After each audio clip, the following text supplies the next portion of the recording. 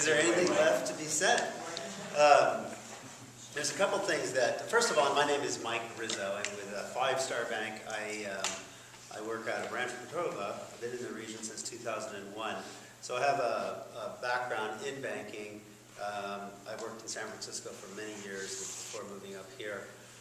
One thing I do want to say about that is that we all are here, I think, for quality of life reasons, and I would endorse that to the nth degree, because after driving around the Bay Area and taking trains around the Bay Area and being stuck in traffic forever, if you come here, we all know it's so much better, and that is something I've been trying to tell for a long time, and get more than here. And because my job as a banker is really on the ground kind of economic development stuff. So what I do is I lend money primarily to businesses.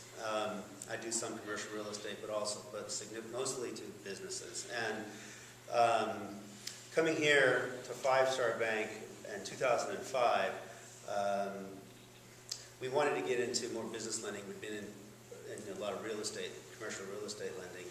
And what I did is I was going through a graduate program, and my thesis paper was on Silicon Valley Bank. And so having Bob here is a tremendous honor. He's like, there's two pinnacles of banking on the West Coast. I think it's Bob and a guy by the name of A.P. Giannini at Bank of America. So Not quite. not quite, huh? At any rate,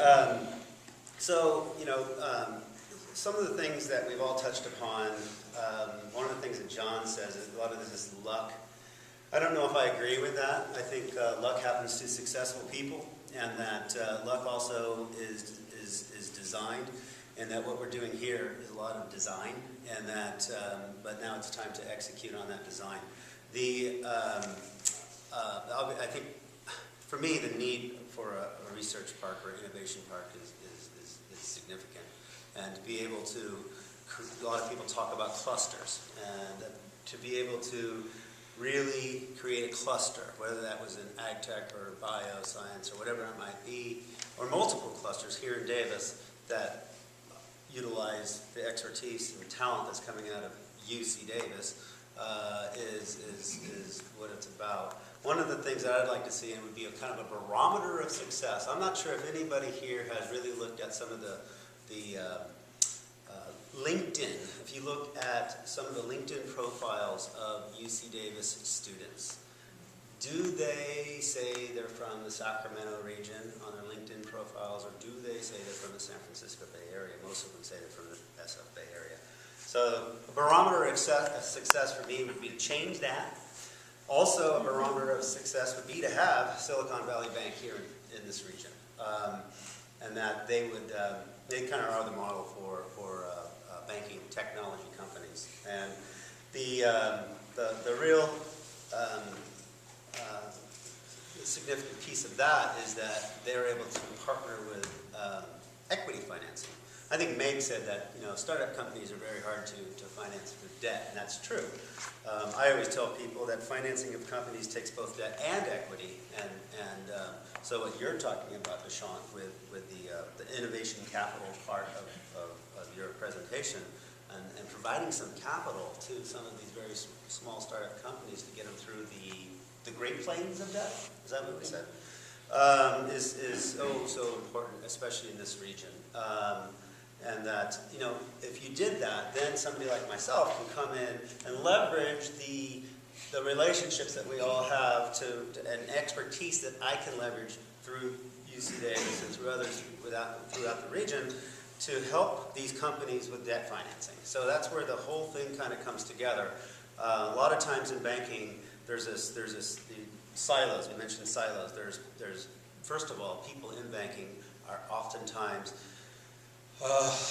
risk adverse, I guess is the word, and also not just risk adverse, but work adverse, right? So they putting a deal together is a lot of work. So having some motivation to get something done is important, and that the more people we get into this industry, I think the better to help that along.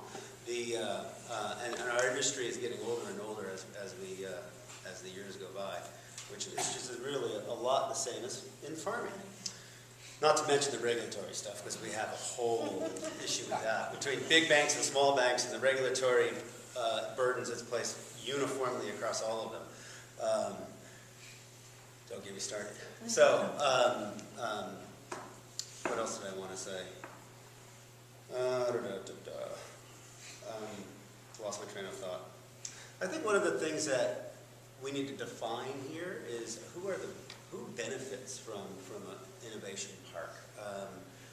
There's a lot of debate that's happening, and me coming in from kind of the outside, I have not been part of this debate until this point. Obviously, there is debate because we wouldn't be talking for the last few years about this. And so, who are the benefits, and how do you determine what those benefits are, as well as how do you help those who feel that there aren't the benefits that they'd like to see? And personally, the benefits I think far outweigh any of the lack of benefits. In the simple fact that if you don't coordinate and do something, you first of all lose the talent that's at UC Davis. And those companies and that talent will just go somewhere else. And so, and it would be a complete shame, I think, especially in ag and ag tech. And personally, I don't do a lot of ag lending. Our bank does ag lending. I do a lot of lending to technology companies. I have seen more and more often times where my ag guy, who does all ag lending, and me are running across each other on the same kind of deals, meaning that we're now able to I can kind of help talk about the technology that's being implemented, and he can kind of talk about the market within the ag industry. And that makes for a really nice combination of expertise, and that's just now starting. So it'd be a shame to see something like that just go away into a different area within the country or California. Being that we are the center, I think, of the universe when it comes to ag. So that's all I have to say. Thank you, Mike.